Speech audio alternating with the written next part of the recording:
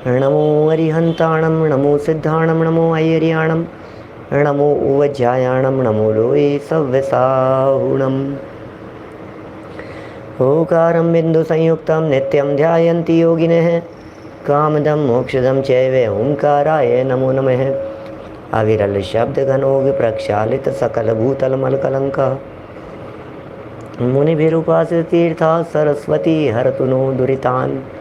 अज्ञान तिमिरान्धानां ज्ञानाञ्जन शलाकया चक्षुरुन्मिलितं येन तस्मै श्रीगुरुवे नमः।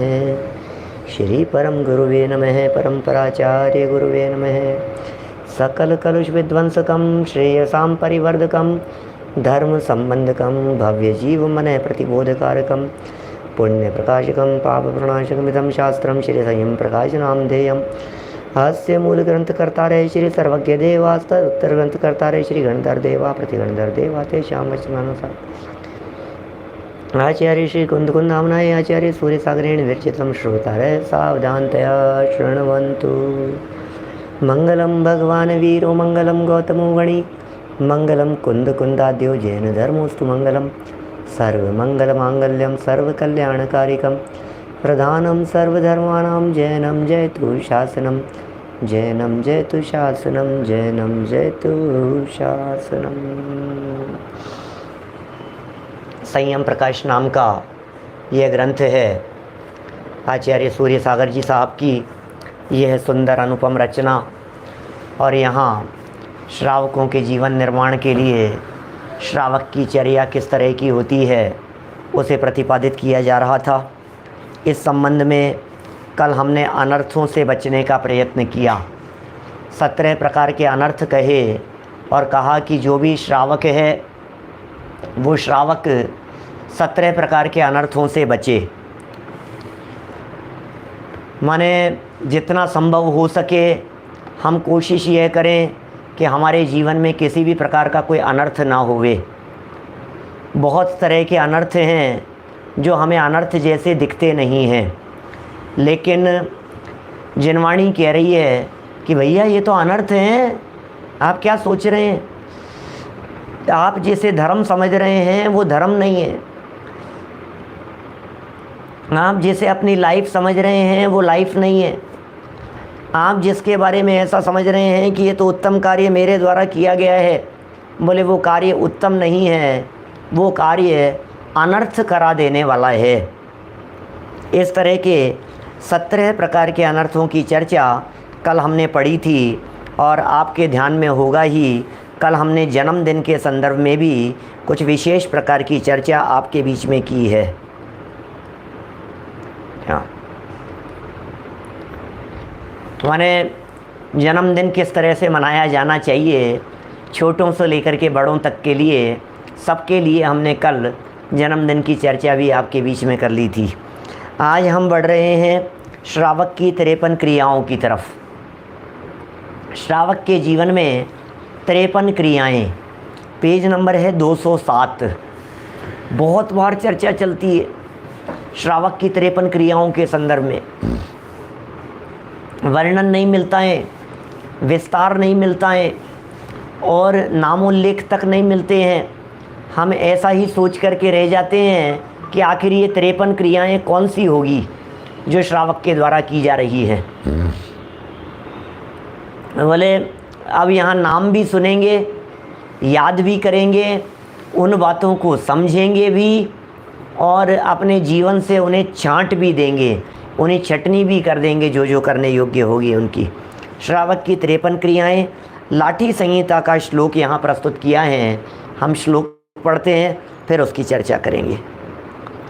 गुणवय तव सम परिमा दानम च अनथिमियम दंसणान चरितम किरियाते वर्ण सावयाणम च।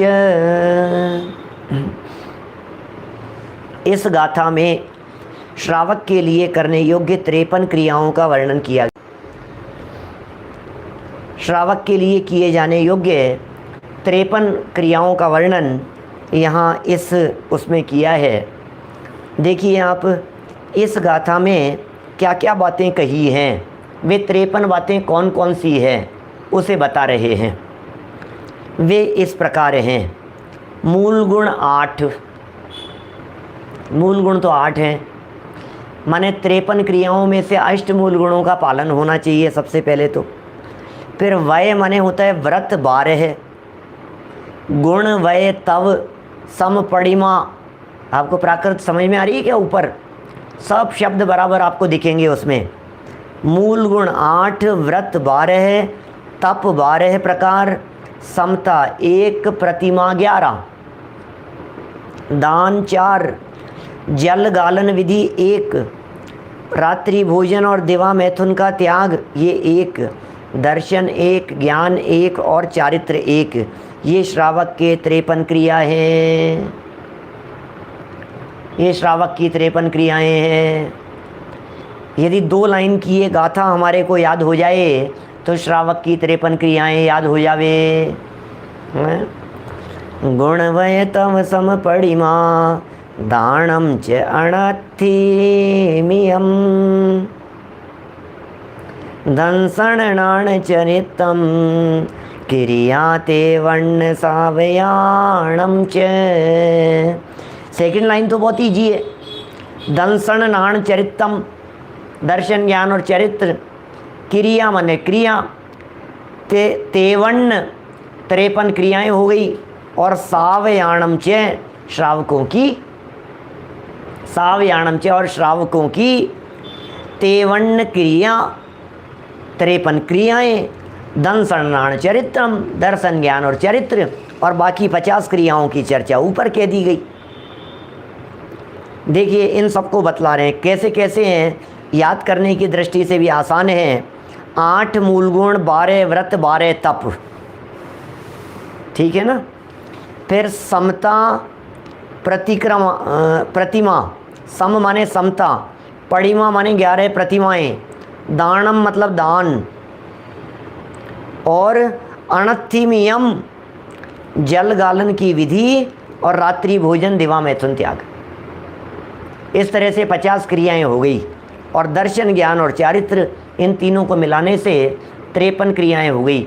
थोड़ा सा उपयोग को यदि अपन लोग एकाग्र करेंगे तो 53 क्रियाएं अपने को ऐसे याद हो जाएगी, फटाफट ऐसे याद हो सकती है, कठिन नहीं है। चलिए इनका थोड़ा सा नामोल्लेख और विस्तार देखते हैं नीचे। गुण, अष्ट मूल गुण। अब अष्ट मूल गुणों के नाम तो याद ही हैं, अब इसमें क्या करना है। मध्य, मांस, मधु, बड़ का फल, पीपर का फल, पाकर फल, उदुम्बर फल, कठुम्बर फल, इनके त्याग रूप 8 मूल गुण हैं।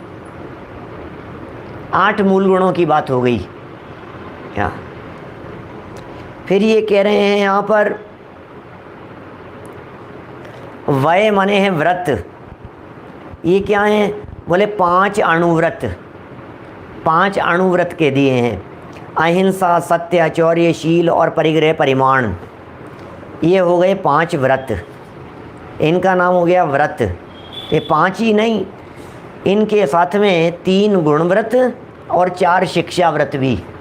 गुणव्रत कहे हैं दिग्व्रत, देशव्रत, अनर्थ दंड व्रत, और शिक्षा व्रत कहे हैं सामायिक, भोगोपभोग परिमाण, प्रोषदोपवास, अतिथि संविभाग। ये 4 शिक्षा व्रत हो गए। तो 3 गुणव्रत, 4 शिक्षा व्रत और 5 अणुव्रत, इस तरह से हो गए 12 प्रकार के व्रत। बातें सब स्वाध्यायी अभ्यासी लोग जो सब साल 2 साल से सुन रहे हैं उनके लिए भी बहुत आसान है, और जो लोग और ज़्यादा बहुत पुराने समय से सुन रहे हैं उनके लिए तो ये सब बातें बहुत आसान है ही। 8 प्रकार के मूल गुण हो गए, 12 प्रकार के व्रत हो गए, और तप माने 13 प्रकार के, ये तप 12 प्रकार के तप हैं। 12 व्रत, 12 तप, 8 मूल गुण। इतना तो कितना इजी हो गया। देखो अभी जैसे मैं आपको बतलाऊं याद करने की दृष्टि से, तो टोटल करते जाओ। 8 मूल गुण और बोले 12 व्रत और 12 तप, तो 24 और 8 32 हो गए। ठीक है ना। 24 और 8 32 हो गए। अब इन 32 में जोड़ो 11 प्रतिमाएं, तो 11 प्रतिमाएं जोड़ने पर 43 हो गए, ठीक है ना। अब इन 43 में जोड़िए 4 प्रकार के, तो क्या कहेंगे अपन, दान, तो 43 और 4 47, और दर्शन ज्ञान चारित्र, इन 3 को जोड़ दो तो 50 हो गए। ये 50 तो फटाफट याद हो गए हमारे को। और इन 50 के अलावा 3 इन्होंने और सिंगल सिंगल कह दिए हैं। जल गालन विधि हो गई, समता हो गया, और रात्रि भुक्ति त्याग या दिवा मैथुन त्याग, दोनों को मिला करके एक कह दिया है, तो 3 ये हो गए। तो इस तरह से 53 क्रियाएं हो गई। कठिन नहीं है, क्योंकि ग्रुप है ना, ग्रुप को यदि ध्यान में रखा जाता है तो फिर कठिन नहीं लगता है, फिर इजी हो जाती है बात। देखिए तप के नाम बतला रहे हैं आगे। अनशन पहला नंबर, फिर उनोदर, वृत्ति परिसंख्यान, रस परित्याग, काय क्लेश, विविक्त शय्यासन, फिर प्रायश्चित, विनय, वैयावृत्य, स्वाध्याय, व्युत्सर्ग और ध्यान। ये 12 तप है। 12 प्रकार के तपों के नाम भी पता है हमारे को। 6 बहिरंग तप हैं, 6 अंतरंग तप हैं। जो बहिरंग तप होते हैं उन्हें बाहर से देखने पर ऐसा लगता है जैसे ये तपस्वी हैं। अंतरंग तप वे होते हैं जिनको देखने से ऐसा लगे नहीं कि ये तपस्वी हैं, उन्हें अंतरंग तप कहा गया है। कोई व्यक्ति स्वाध्याय कर रहा हो तो बाहर से देखने पर तपस्वी जैसा नहीं लगता, इसलिए हमें लगता है कि इसने क्या तप किए, कुछ भी तो नहीं किए, तो तपस्वी जैसा नहीं दिखता है। तो ये 12 प्रकार के तप, इन्हें भी यहाँ बराबर जान लेना चाहिए। तो मूल गुण हमें पता है, मूल गुणों की विस्तार से चर्चा कर चुके हैं। 12 प्रकार के व्रतों की चर्चा भी पहले तो हम कर चुके हैं। यहाँ एक 12 प्रकार के तपों में विविक्त शय्यासन नाम का आया है। उसका अर्थ होता है एक ही करवट से सोना, विविक्त शय्यासन। विविक्त शय्यासन, एक ही करवट से सोना, ये विविक्त शय्यासन कहलाता है। वृत्ति परिसंख्यान, माने जब आहार चर्या के लिए निकलें तो अटपटी प्रतिज्ञाएं लेकर के निकले, ये वृत्ति परिसंख्यान कहलाता है। एक है विविक्त शय्यासन, शय्यासन है ना उसमें, शय्या आसन, विविक्त शय्यासन माने धरती पर सोना, एक करवट से सोना, ये विविक्त शय्यासन है। और वृत्ति परिसंख्यान का अर्थ है मनराज जब आहार चर्या के लिए जावें तो अटपटी प्रतिज्ञा लेकर के जावें। अब चूंकि यहाँ तो चर्चा और प्रकरण श्रावक के संदर्भ में चल रहा है, अब चूंकि श्रावक के संदर्भ में चल रहा है तो श्रावक तो प्रतिज्ञा लेकर के जाएगा नहीं इस तरह से, अटपटी प्रतिज्ञा लेकर के। तो ये तो मुनिराजों का चिन्ह है, इस तरह का चिन्ह तो अब श्रावक क्या करेगा ऐसी परिस्थिति में। श्रावक के बारे व्रत बतलाए हैं, तो श्रावक के लिए व्रत परिसंख्यान क्या होगा? श्रावक के लिए व्रत परिसंख्यान होगा अपनी लाइफ में रोजाना बदल बदल करके कुछ न कुछ खाने पीने संबंधी नियम लेते रहना, ये व्रत परिसंख्यान। श्रावक की क्रियाएं हैं ये, श्रावक करता है इस तरह का, बराबर बराबर पालन करता रहेगा, सोचता रहेगा चल यार आज ये नहीं खाएंगे, आज इस चीज़ का त्याग कर दिया, वैसे ही चलते चलते ही आज हमने इस चीज़ को छोड़ दिया, ये ऐसा व्रत परिसंख्यान। सेल्फ कंट्रोल के लिए जी, हम अपने आप को कितना कंट्रोल कर पाते हैं, हम कितना कंट्रोल अपने इच्छाओं पर कर पाते हैं, उसके लिए ये सब बातें कही है। व्युत्सर्ग शब्द का अर्थ होता है देह के प्रति ममत्व का त्याग। व्युत्सर्ग माने होता है ममत्व का त्याग, ममता परिणाम नहीं रखना, मोह ममत्व परिणाम नहीं रखना, अति आसक्ति के परिणाम नहीं रखना, ये व्युत्सर्ग कहलाता है ना। हो गए मेरे ख्याल से। अब तो और तो कोई कठिन शब्द नहीं है यहाँ, सारे ही शब्दों की चर्चा हो गई है। अनशन माने उपवास, उनोदर माने एक टाइम खाना लेकिन भूख से कम खाना, वो उनोदर। वृत्ति परिसंख्यान माने भोजन में अटपटे से नियम ले लेना। रस परित्याग माने रसों को बदल बदल करके भोजन ग्रहण करना। काय क्लेश शरीर के प्रति ममत्व का त्याग करना। काय क्लेश शरीर के कष्टों की परवाह नहीं करना। विविक्त शय्यासन एक ही करवट से एक ही आसन से सोना। क्या फिर प्रायश्चित, प्रायश्चित लेना अपनी गलतियों के लिए। अरे गलतियां ही महसूस नहीं होती है, क्या प्रायश्चित लेंगे? श्रावक के करने योग्य बातें कह रहे हैं। ऐसा हो नहीं सकता है कि आपको आपकी लाइफ में किसी तरह की कोई गलती नहीं दिखती हो। जहाँ गलती दिखती हो वो बिल्कुल उसका प्रायश्चित लेवें। जब आपको ऐसा लगता हो कि यहाँ मैं गलती पर हूँ, आप प्रायश्चित लेवें। आपको लगता हो कि यार ये मैंने गलत किया है, आप उसका प्रायश्चित ले लीजिए। विनय समझते ही हैं, वैयावृत्ति समझते ही हैं, स्वाध्याय ख्याल में आता है, व्युत्सर्ग बतला दिया है, और ध्यान। मंदिर में भी नियम उठने की पर्ची अपन उठा सकते हैं, डाल सकते हैं, ऐसा भी कर सकते हैं, बहुत अच्छी बात है। देखिए समता, समता आगे बढ़ रहे हैं अपन। समता क्या चीज़ है? समता के बारे में कह रहे हैं, सामायिक करना, राग द्वेष छोड़ना, ये समता भाव है। सब प्राणियों पर अर्थात शत्रु और मित्र दोनों पर सामायिक के समय समान भाव रखना। दोनों ही प्रकार के प्राणियों पर, चाहे द्वेष के शत्रुओं चाहे मित्र हों, शत्रुओं के प्रति भी और मित्रों के प्रति भी, दोनों के प्रति एक जैसा परिणाम, ये सामायिक कहलाता है। अब एक जैसा परिणाम रहता ही नहीं है। मित्र तो हमारे अनुकूल दिखाई देते हैं, शत्रु हमें प्रतिकूल दिखाई देते हैं, राग द्वेष पनपता रहता है। और ये कह रहे हैं राग द्वेष किया तो आपका सामायिक नहीं है, समता नहीं है।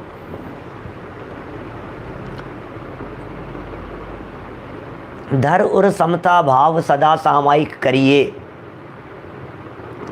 समता भाव को धर करके सदा ही सामायिक करनी चाहिए। फिर देखिए परिमा माने प्रतिमा। प्रतिमाएं कौन कौन सी हैं? तो 11 प्रतिमाओं के यहाँ नाम बताए।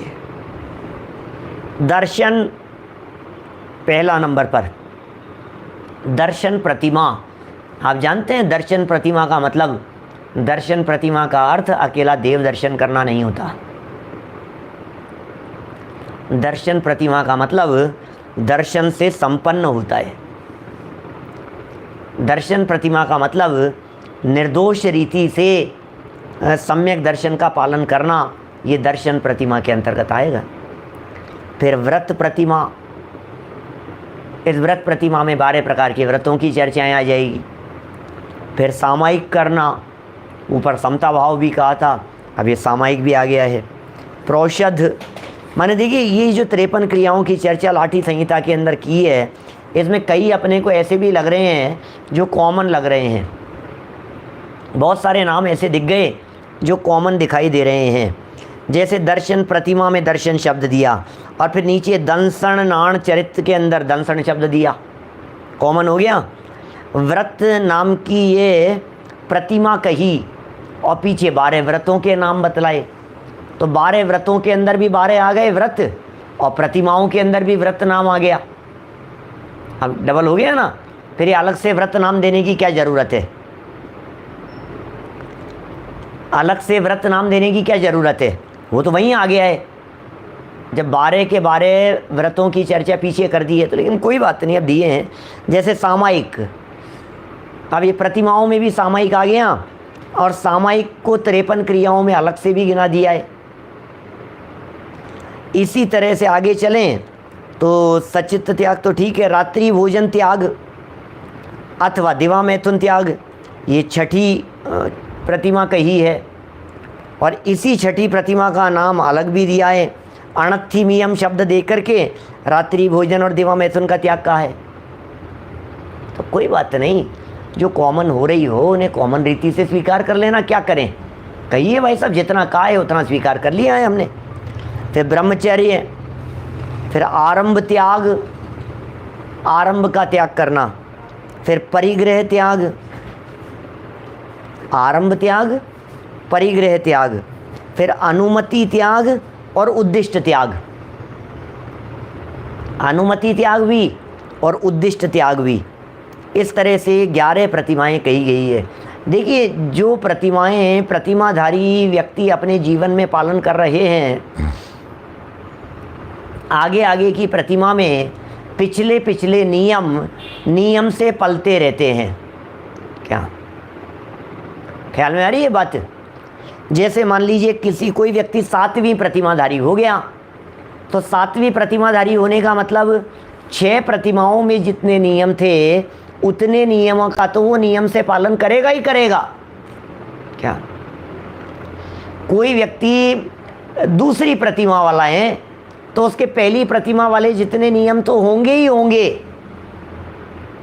क्या अभी जैसे मान लीजिए 10वीं प्रतिमाधारी है, अनुमति त्याग प्रतिमा है, अब वो किसी चीज़ की अनुमति नहीं देगा घर गृहस्थी के कार्यों में। अब हमारी कोई अनुमोदना नहीं है, अनुमति नहीं है। आप हमसे नहीं पूछें कि बच्चे का संबंध यहाँ कर दें क्या। अब आप हमसे नहीं पूछें बेटी के लिए ये रिश्ता बराबर है क्या, क्योंकि अनुमति त्याग है यहाँ। अब हमसे कोई परमिशन लेने की ज़रूरत नहीं है, ये अनुमति त्याग। तो अब 11वीं प्रतिमाधारी है, कोई उद्दिष्ट त्याग है उसके, तो अनुमति दे सकता है कि नहीं? अनुमति होगी ही नहीं। तो ब्रह्मचर्य बोले वो तो 7वीं प्रतिमा में ही हो गया था, तो यहाँ तो पालन करेंगे ही। अब मैं इसके माध्यम से कहना चाह रहा हूँ, जब प्रतिमाओं के लेवल में ही ऊपर बढ़ते बढ़ते पीछे की बातों का पालन सहज किया जाता है, तो फिर मुनि भूमिका में आकर ये जो उद्दिष्ट त्याग वाली बात है, इसका पालन कैसे नहीं होगा, ये बतलाइए। ख्याल में आ रही है क्या बात? 10वीं 11वीं प्रतिमा वाले घर में नहीं रहते हैं, ये गृह त्यागी हो जाते हैं। क्या ये घर से निकल गए हैं ये छोड़ करके। अब सोचना, क्योंकि क्या है, बहुत सारे लोगों से ये उद्दिष्ट त्याग वाला मैटर समाज में बहुत उठता है, और बहुत सारे लोग कहते हैं पंडित जी उद्दिष्ट त्याग की बात कर रहे हो आप, उद्दिष्ट त्याग क्या है? अच्छा, 28 मूल गुणों के अंदर तो उद्दिष्ट त्याग है ही नहीं। मुनिराजों के लिए जो 28 मूल गुणों की बात कही है उसमें उद्दिष्ट त्याग तो है ही नहीं। तुम फटाफट निषेध कर देते हो कि साहब ये तो उद्दिष्ट भोजन लेते हैं ये तो उद्दिष्ट भोजन ले रहे हैं। क्या अब उद्दिष्ट भोजन ले रहे हैं इसलिए आपने झटके से निषेध कर दिया। लेकिन भाई, जब उद्दिष्ट भोजन का त्याग 11वीं प्रतिमा में ही हो गया, तो 11वीं प्रतिमा का मतलब एलक दशा, एलक और शुल्लक, ये 11वीं प्रतिमाधारी श्रावक होते हैं, इनके उद्दिष्ट भोजन का त्याग होता है। अब जब मुनि भूमिका हो गई 11वीं प्रतिमाधारी एलक शुल्लक के बाद में, अब उनके उद्दिष्ट भोजन कैसे हो सकता है? इसका मतलब अब उनके जीवन में उद्दिष्ट भोजन नहीं हो सकता। क्या ख्याल में आ गई बात? अब उनके जीवन में उद्दिष्ट भोजन की बात नहीं हो सकती। अभी पेंशन ले सकते हैं क्या, ये तो कौन सी प्रतिमा तक आएगी चर्चा, ये देख लो आप। आरंभ त्याग प्रतिमाधारी श्रावक तक की तो बातें आ सकती है, मुनि भूमिका में तो नहीं हो सकता है, ठीक है ना। क्योंकि अभी जब गृह त्याग के पहले पहले तक जहाँ तक दशा है, आरंभ त्याग तक की या ब्रह्मचर्य प्रतिमा तक मानिए आप, पेंशन लेने वाली बात, 7वीं प्रतिमा तक, ब्रह्मचर्य प्रतिमा तक तो आप ले सकते हैं। माने ज्ञाता जी सही कह रहे हैं आप, उत्तर उत्तर जैसे जैसे वृद्धि होती चली जाती है, वैसे वैसे पूर्व के लिए गए नियमों में प्रगाढ़ता होती चली जाती है, दृढ़ता होती चली जाती है। उनमें और ज़्यादा गाढ़ापन होता चला जाता है। ये सब इसी प्रकार का नियम जानना चाहिए, ऐसी ही व्यवस्था है। देखिए, तो 11 प्रकार की प्रतिमाओं का प्रकरण यहाँ पूरा हुआ। आगे बढ़ते, अभी बतलाएंगे आगे प्रतिमाओं की चर्चा। जब हम आगे चल कर के प्रतिमाओं की चर्चा करेंगे ना, तब समझना आप। अभी कई बातें ऐसी चलती हैं, ये प्रतिमाएं लेने के संदर्भ में। अभी बीच में तो क्या हुआ, हमारे ढाई द्वीप के अंदर जब प्रतिमाएं वगैरह बुक हो रही थी ना, काफ़ी प्रतिमाएं वहाँ विराजमान होनी थी और बहुत चल रहा था ऐसा मैटर। हमारे तो ध्यान में नहीं था इस तरह का, वहाँ तो कार्यक्रम में बोले थे, फिर आ गए। उसके बाद में किसी व्यक्ति से सज्जन का फ़ोन आया, बोले पंडित जी पहचाना? मैंने कहा नहीं पहचाना भाई। तो बोले वो हमने 2 प्रतिमाएं ली थी। मैंने कहा 2 प्रतिमाएं ली थी भैया, ये कौन प्रतिमाधारी है? हमें तो ध्यान नहीं है आपने कौन सी 2 प्रतिमा ली है, आपने कौन सी 2 प्रतिमा? फिर बाद में मालूम चला कि अरे वो तो प्रतिमा विराजमान करने के लिए। एक आध 2 साथी ऐसे भी उन्होंने फ़ोन किया, अरे संजीव जी क्या आपको खुशखबरी दे रहा हूँ। मैंने कहा क्या खुशखबरी दे रहे हो? बोले अपन ने भी प्रतिमा ले ली है। मैंने कहा प्रतिमाएं ले ली? अब 4थे गुणस्थान का तो ठिकाना नहीं, तुमने 5वें गुण तुम प्रतिमा ले ली? अरे नहीं नहीं नहीं, आप गलत समझ रहे हो, हमने प्रतिमा बुक करा दी। प्रतिमा बुक करा दी, ये वो प्रतिमा बुक अलग चीज़ है, वो प्रतिमा ले लेना अलग चीज़ है। ये 11 प्रतिमाएं जो श्रावक के लिए कही गई है, ये अलग प्रकार की चीज़ है। क्या करें भाई साहब, कई तो ऐसे 20 प्रतिमा ले ली हमने। बोले प्रतिमाएं 11 कही है, तुमने 20 प्रतिमाएं कहाँ से ले ली संजय जी साहब? कितनी प्रतिमाएं ले ली? अभी हमारे विकास जी चावड़ा हैं, उन्होंने भी प्रतिमा ले ली। भाई साहब उन्होंने प्रतिमा ले, हमने भी प्रतिमा ले रखी है। बोले पंडित जी आपने भी प्रतिमा ले रखी है? क्या हाँ हमने भी प्रतिमा ले रखी है, विराजमान करेंगे ना क्या? अरे भाई यहाँ जो प्रतिमा है, यहाँ प्रतिमा का मतलब है अंदर में प्रभु की स्थापना कर लेना, उसका नाम प्रतिमा है। क्या ये प्रतिमा क्या चीज़ है? हे जिनेंद्र देव, आपका जैसा आदेश था उसकी प्रतिकृति मेरे अंदर में स्वीकृत हो गई, इसका नाम है प्रतिमा ले ली हमने।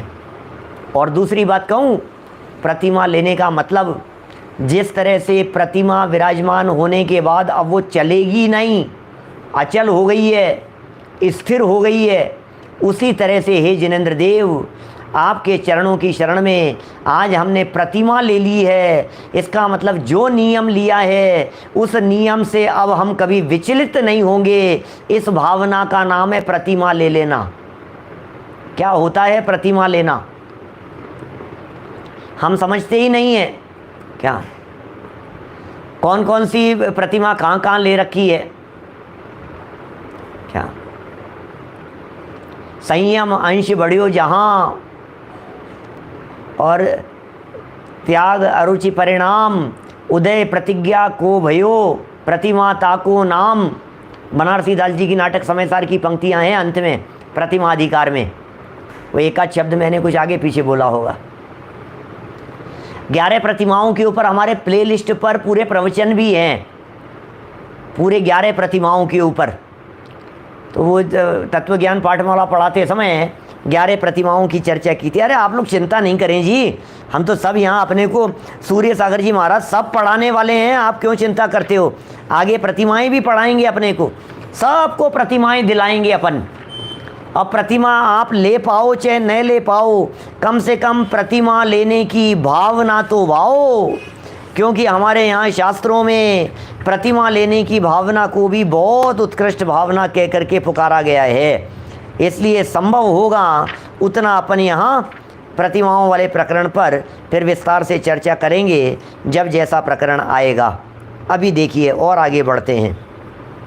दान क्या चीज़ है? दान देना, औषध दान, आहार दान, शास्त्र दान और अभय दान। दान के प्रकरण भी आएंगे, जब आएंगे तब तो विस्तार से करेंगे अपन। दोबारा कर लेंगे, थोड़ा तो कर लें बात क्या। एक प्रश्न सामने दिख रहा है पारस जी का, मुनि दशा के पहले क्या ये प्रतिमाएं होना जरूरी है क्या? भाई साहब, ये प्रतिमाएं स्टेप बाय स्टेप संयम की प्रेरणा दे रही है और ये प्रतिमाएं स्टेप बाय स्टेप हमारे को मुनि दशा तक ले जा रही है। डायरेक्ट मुनि दशा ले लेते हैं तो प्रैक्टिस होती नहीं है, सामायिक करना जानता नहीं है, प्रौढ़ोपवास जानता नहीं है, सचित त्याग उसने कभी किया नहीं था, तो भारी पड़ जाता है। हाँ, उत्तम सहनन वाले जो लोग होते हैं वे इस प्रतिमाओं के चक्कर में न उलझकर वे डायरेक्ट ही मुनिव्रत अंगीकार कर लेते हैं। उनका जीवन तो बड़ा विचित्र होता है, उत्कृष्ट होता है, आदर्श होता है। इसलिए महापुरुषों के जीवन में अणुव्रत अंगीकार करने की बात नहीं होती, वे तो डायरेक्ट ही महाव्रत अंगीकार करते हैं। जैसे चक्रवर्ती वगैरह हैं, तीर्थंकर बनने वाले जीव हैं, वो सब डायरेक्ट महाव्रत ही ग्रहण करते हैं। सब ये कोई अणुव्रत ग्रहण करने की चर्चा नहीं है। माने जितने तीर्थंकर होंगे, चक्रवर्ती होंगे, कामदेव होंगे कि नहीं पहले एज ए प्रैक्टिस, तो एज ए प्रैक्टिस क्या करेंगे भाई साहब, कैसे करेंगे बतलाओ? अब उन्होंने 96,000 रानियों में से कितनी रखेंगे और कितनी छोड़ेंगे, कैसे करेंगे बतलाओ? कैसे नियम लेंगे? 6 खंड की विभूति है, परिग्रह परिमाण लेना है उनको। अब उस परिग्रह परिमाण में क्या करेंगे? फंस गए वो तो। 96,000 महल हैं, अब कितने कहें? अब कौन सी रानी को कौन सी रानी के साथ में रखें, किसको कौन सी रानी में के महल में शिफ्ट करें अपन? सारी शिफ्टिंग में ज़िंदगी निकल जाएगी, सब लफड़ा हो जाएगा, उलझ करके रह जाएंगे। बोले झमेले में उलझते नहीं हैं। हाँ, लेकिन फिर भी अपने यहाँ शास्त्रों में क्या, दयानंद राय जी अब उदरदास जी की किसी की पूजन में, पार्श्वनाथ भगवान की पूजन में एक पंक्ति जरूर आई है। जयमाला में उन्होंने लिखा है, भये जब अष्टम वर्ष कुमार धरे अणुव्रत महासुखकार। ऐसी लाइन आती है एक, भये जब अष्टम वर्ष कुमार धरे अणुव्रत महासुखकार। ऐसी लाइन है कि जब 8 वर्ष के हो गए क्या पार्श्व कुमार, तो उन्होंने अणुव्रत अंगीकार कर लिए, अणुव्रत धारण कर लिए। लेकिन ये वास्तव में इस कथन को इसी तरह से समझना चाहिए कि अणुव्रतियों जैसा ही उनका जीवन होता है, बस अणुव्रतियों जैसा ही उनका जीवन होता है। एडवोकेट साहब रानियों के झगड़े कैसे निपटाते होंगे? अरे जिसके पल्ले 96,000 रानियों को रखने का पुण्य है, उसके जीवन में ऐसा पाप का उदय नहीं आता कि वे रानियां आपस में झगड़ती रहें। क्या ऐसा पुण्य है भाई साहब? उनका पुण्य ही इस प्रकार का है। ये तो हीन पुण्य वालों के घर में झगड़े होते हैं, उत्कृष्ट पुण्य वालों के तो देखने मात्र से, अरे खड़े होने मात्र से झगड़े निपट जाते हैं। क्या बात कर रहे हो भाई साहब? मैं आपको एग्जाम्पल देता हूँ, समझिए आप। कॉलेज में 2 लड़के लड़ रहे थे, ठीक है, 2 लड़के लड़ रहे थे और खूब घमासान चल रही थी, उनमें मारा पीटी चल रही थी। और इतने में दौड़ते हुए 2-4 लड़के, प्रिंसिपल सर आ गए, प्रिंसिपल सर आ गए, प्रिंसिपल सर आ गए। तो क्या हुआ? अब खड़े हो गए सीधे सीधे चुपचाप, लड़ना बंद। ये क्या हुआ? प्रिंसिपल उधर से निकल गए, लड़ाई बंद हो गई। ये क्या हुआ? मैं ये कहना चाह रहा हूँ कि कॉलेज के प्रिंसिपल के उधर से गुजरने मात्र से ही जब 2 लड़ते हुए लड़कों की लड़ाई बंद हो सकती है, तो चक्रवर्ती का पुण्य क्या प्रिंसिपल से कम समझते हो आप? 6 खंड की विभूति का स्वामी है, जहाँ खड़ा हो जाए वहाँ झगड़े बंद हो जाएं भाई साहब। उसे झगड़े मिटाने की ज़रूरत नहीं पड़ती, ऐसा तीव्र पुण्य होता है। 6 खंड की विभूति को जीतने के लिए जाता है 60,000 वर्ष तक, एक जगह पर कहीं झगड़ा करना नहीं होता, जहाँ जा कर के खड़ा हो जाता है, जो हुक्म सरकार आपकी अधीनता हमें स्वीकार है, ख़त्म काम, चलो आगे बढ़ो जी, चलो आगे बढ़ो जी। अरे वो 6 खंड में घूम करके आना भी उसका नियोग है, अदरवाइज उसे जाने की भी ज़रूरत नहीं है। ऐसा है। चलिए आ जाइए वापस, कहाँ चल रहे थे अपन? तो दान में चल रहे थे भाई साहब, कहाँ झगड़े में पहुँच गए। दान की चर्चा चल रही है, 4 प्रकार के दान, औषध दान, आहार दान, शास्त्र दान, अभय दान। फिर कह रहे हैं आगे जल गालन। जल गालन माने दोहरे छन्ने से जल छानकर बिलचानी स्थान पर पहुंचाना, ये जल गालन की क्रिया कहलाती है। माने जल छान करके पीना, ये उनके जीवन की क्रिया है। माने श्रावकों के जीवन में जल छानना तो होता ही है। पुराने ज़माने में, आज तो नहीं दिखता है कहीं भी ऐसे दृश्य, लेकिन पुराने ज़माने में हम तो अपने दादी जी वगैरह से सुना करते थे। मेरे ताऊ जी की एज भी बहुत बड़ी थी, उनसे सुनते थे जैनियों का चिन्ह ये छन्ना लेकर के जाते थे। जब बसों में, ट्रेन में इधर उधर सफ़र करते थे तब छन्ना ही लटका रहता था कंधे पर। क्या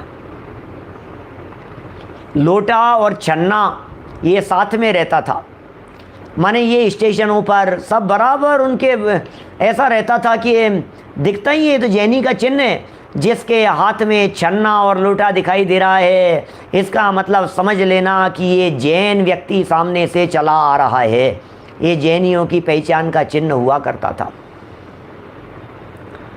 देखिए जल गालन की बात हो गई, विधि पीछे बतला दी गई थी, पहले अपन ने कर ली थी। इसकी विधि की चर्चा अपेक्षित विस्तार से। अनथिमियम रात्रि भोजन और दिवा मैथुन का त्याग, इन दोनों को एक ही श्रेणी में रखा है। माने इसका पालन अवश्य श्रावक के जीवन में होना चाहिए। फिर कह दिया आगे चल कर के दंसण। ये दंसण क्या चीज़ है? दंसण को तो व्यक्ति ऐसे समझता है कि दर्शन कर लिए भाई साहब, दर्शन कर लिए अपन ने दर्शन कर लिए, बस दर्शन प्रतिमा हो गई। अरे किसका नाम दर्शन प्रतिमा है? इसका नाम कोई दर्शन प्रतिमा नहीं होती है क्या? कौन सी प्रतिमा कैसे होती है, कौन सी प्रतिमा का क्या स्वरूप है, व्रत क्या होते हैं, सामायिक क्या होती है। सामायिक पाठ पढ़ लिया उसे सामायिक प्रतिमा समझता है, मंदिर के दर्शन करने को दर्शन प्रतिमा समझता है क्या?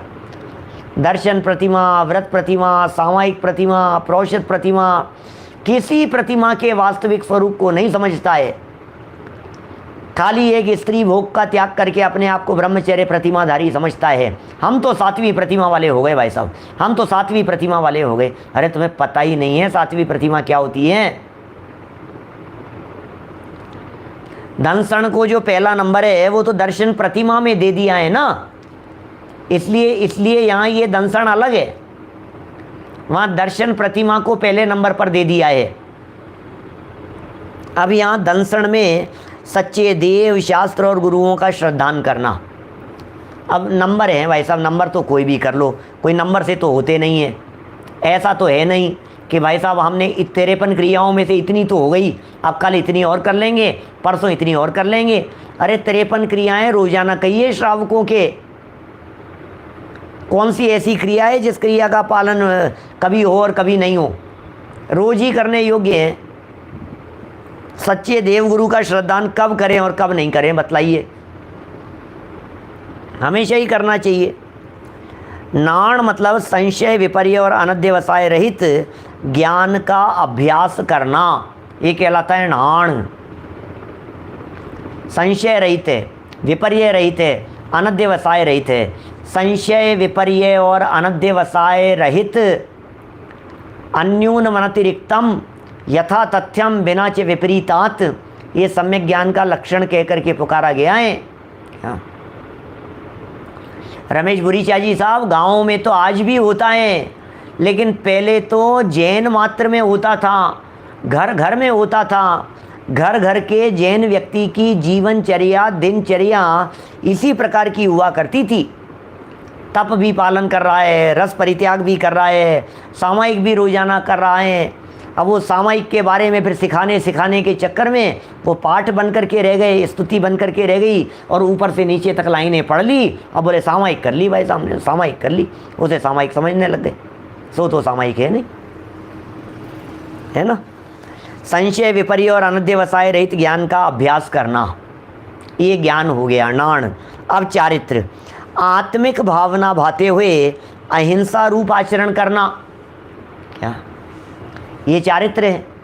अब इसमें भी देखो आप, इन्होंने अकेला कोरा चारित्र नहीं लिया है, शुष्क चारित्र की बात नहीं की है कि सूखे चारित्र की बात कर लो आप, नहीं नहीं नहीं नहीं नहीं, ये कह रहे हैं आत्मिक भावना भाते हुए अहिंसा, क्योंकि सच्ची अहिंसा तो कहाँ होगी, आत्मिक भावना भाने पर होगी। अरे भाई साहब, आत्मिक भावना का मतलब ये अपने आप को आत्मा समझना और सामने वाले को आत्मा समझना। आत्मिक भावना का मतलब क्या है, अनध्यवसाय भी नहीं समझ में आया, देखो सामने सुन लो। संशय विपर्य अनध्यवसाय 3 शब्द हैं। संशय माने होता है ऐसा है या ऐसा है, क्या संशय विपर्य अनध्यवसाय में क्या लेना, ऐसा है या ऐसा है, ये बात सही है या ये बात सही है, इसका नाम है संशय। छोड़ना है इनको, उनसे रहित होना है, संशय से रहित होना है, डाउट नहीं होना चाहिए।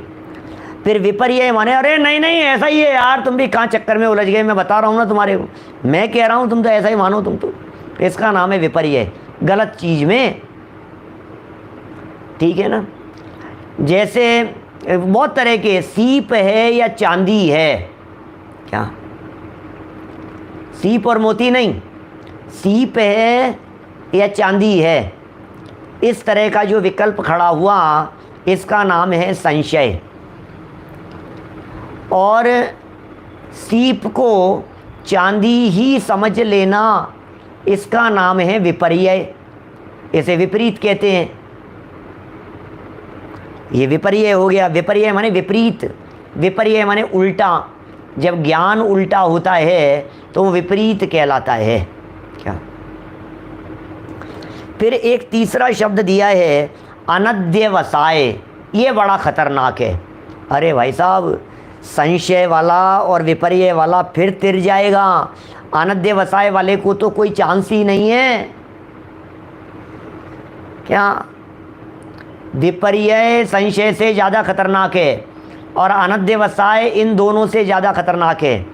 संशय में कन्फ्यूजन है, इस रास्ते जाना या इस रास्ते जाना, ये संशय है। विपर्य में गलत रास्ता पकड़ लिया, ये विपर्य वाला है।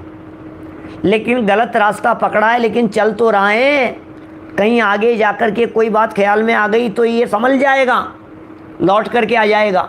लेकिन ये जो 3rd नंबर वाला है, इसका नाम अनध्यवसाय है, यह तो समझने को तैयार ही नहीं है, इसका नाम अनध्यवसाय, ये तो सुनना ही नहीं चाहता है, इसका नाम अनध्यवसाय।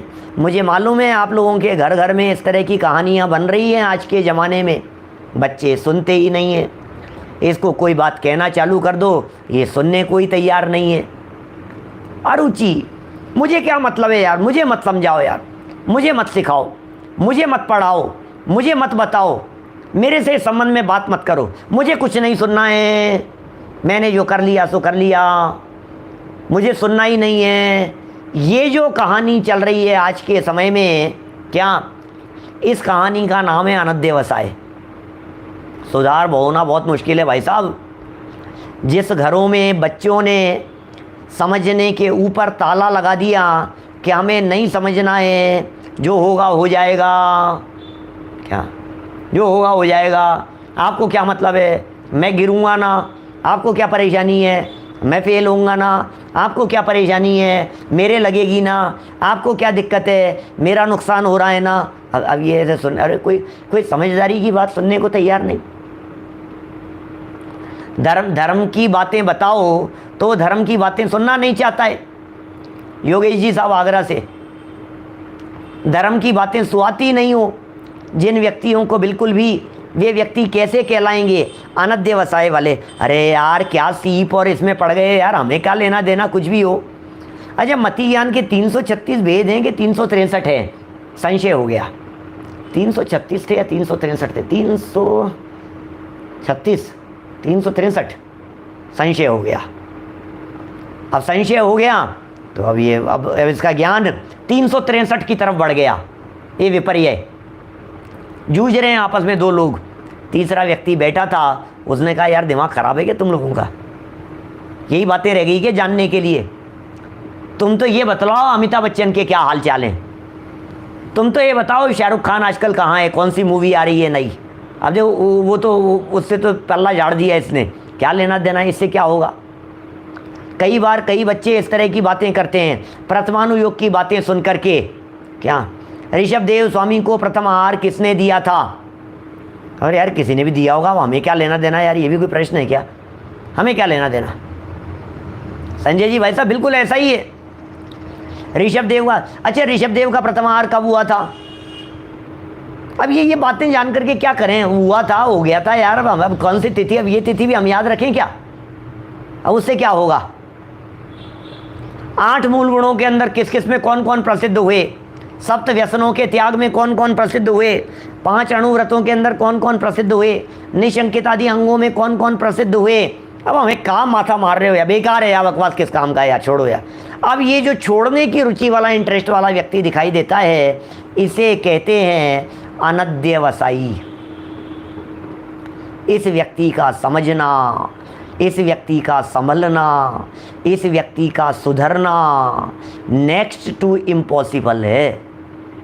जब तक अनध्यवसाय रहेगा इसका कुछ होने वाला नहीं है, ये समझा रहे हैं यहाँ। चलिए 53 क्रियाओं में अंतिम कौन सी पढ़ ली अपन ने? ये हो गई संशय विपर्य अनध्यवसाय रहित ज्ञान।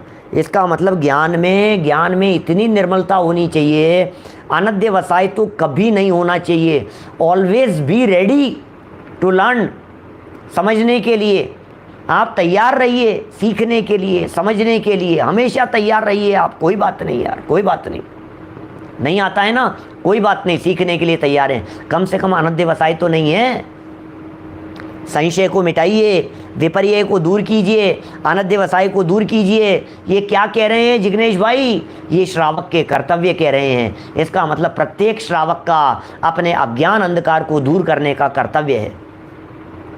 अरुचि नहीं दिखाना कभी भी, रुचि से इन बातों को सुनना समझना। भैया क्या सामान्य ज्ञान जरूर होना चाहिए, हम कहाँ पैदा हुए हैं, हमारा कुल क्या है, हमारी संस्कृति क्या है, नहीं पहचानोगे तो कैसे काम चलेगा।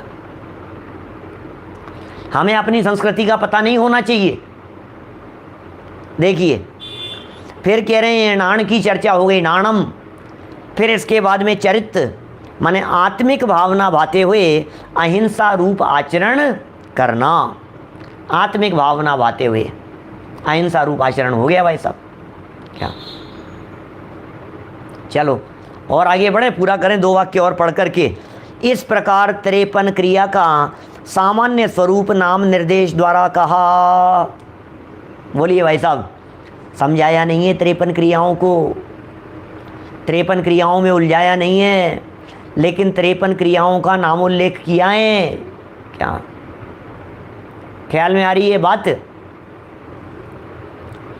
मैंने इन 53 क्रियाओं का जो उल्लेख किया है उनको बराबर समझें, अपने जीवन में यथा योग्य रीति से उनका पालन करें, जीवन में उन बातों को अपनाएं, तभी सच्चे अर्थों में हम श्रावक कहलाने के योग्य हो सकेंगे।